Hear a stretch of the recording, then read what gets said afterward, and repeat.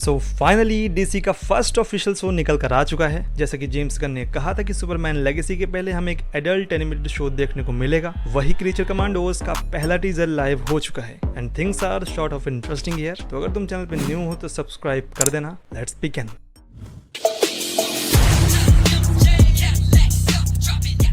Creature Commandos aka Task Force M for Monsters! You guys are monsters! देखो, जैसा कि हमें पता ही था कि क्रीचर कमांडोज अब तक बहुत ज्यादा मेन स्ट्रीम में नहीं थे and I am damn sure कि हम में से कई सारे लोग इनका नाम पहली बार सुन रहे होंगे। मगर यही तो बात है जेम्स गन की, जो कि खोए हुए कैरेक्टर्स को मेन स्ट्रीम में लाकर खड़ा कर देते हैं and rocket raccoon is one of the good example of it. अभी तो ये एक एनिमेटेड शो है, मगर इसी की कास्ट जो कि इसमें यूज हुई है, जिन एक्टर्स ने अपनी वॉइस सीरीज में दी है, वही बाद में इसके लाइव एक्शन कैरेक्टर्स को भी प्ले करेंगे and that is something good, क्योंकि इसकी cast is one of the best मेरे हिसाब से। चलो बात कर लेते हैं टीजर की। स्टार्टिंग में अमेंडा वॉलर जनरल फ्लैग को किसी अंडरग्राउंड सीक्रेट प्रिजन में ले जाती है। बेल रीव्स फ्लैग को लगता है कि गवर्नमेंट ने टास्क फोर्स एक्स की एक्टिविटीज को बैन करवा दिया है। अगर नहीं पता तो टास्क फोर्स एक्स मतलब दी suicide squad.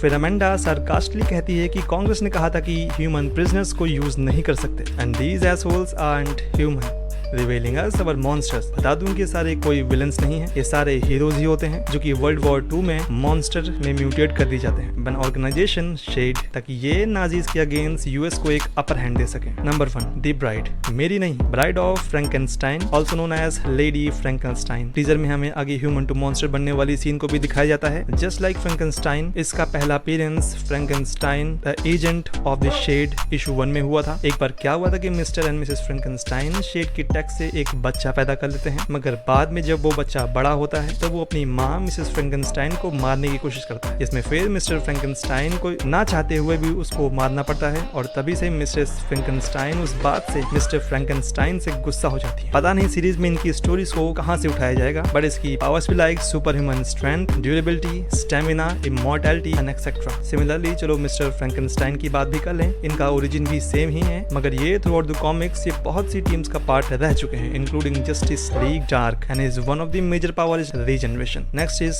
Dr. Phosphorus. Well, ये बैटमैन का one of the main villain है। ये दरअसल एक न्यूक्लियर साइंटिस्ट होता है जो कि एक्सीडेंटली ऐसा बन जाता है। इसकी पावर्स भी like radiation manipulation, nuclear energy को स्टोर और रिलीज कर सकते। इसकी स्टोरी वैसे तो काफी डार्क है, जिसमें ये अपनी सोल को न्यूरॉन के साथ ट्रेड करता है ताकि ये अपनी पावर्स को बेटर कंट्रोल कर पाए। फिर अगला शॉट विजल का है। भोसड़ी का मुंह चाट गया अपना। वैसे अभी तक की सारी स्टोरीज में विजल को just as a subject of joke ही दिखाया गया है। इसकी one of the major power is immortality. Next scene is GI robot, जिसमें ये फायरिंग कर रहा होता है। कॉमिक्स में वैसे तो बहुत से जीआई रोबोट्स बनाए जाते हैं, मगर फिर भी उसमें से सिर्फ 2 ही मेन होते हैं। अब ये नहीं पता कि ये कौन सा है, और अभी तो हमें ये भी पता नहीं कि सीरीज किस टाइमलाइन पे बेस्ड होगी, क्योंकि इसकी गन्स काफी पुरानी लग रही हैं और अमेंडा वॉलर के अपीयरेंस से वो काफी यंग लगती है। Next is Nina Mazuska. ये मुझे लग रहा है कि कहीं ना कहीं एक गुड कैरेक्टर होगी, सॉर्ट ऑफ कम बैडएस होगी। आई मीन रीजन में लग रहा है कि इसमें थोड़ा कॉन्फिडेंस की कमी है। वैसे तो कॉमिक वाइज ये फर्स्ट ह्यूमन सब्जेक्ट होती है जो कि मॉन्स्टर्स में बदली जाती है। इसकी पावर्स भी लाइक समथिंग मरमेड, जो कि intelligence and ability to mutate humans.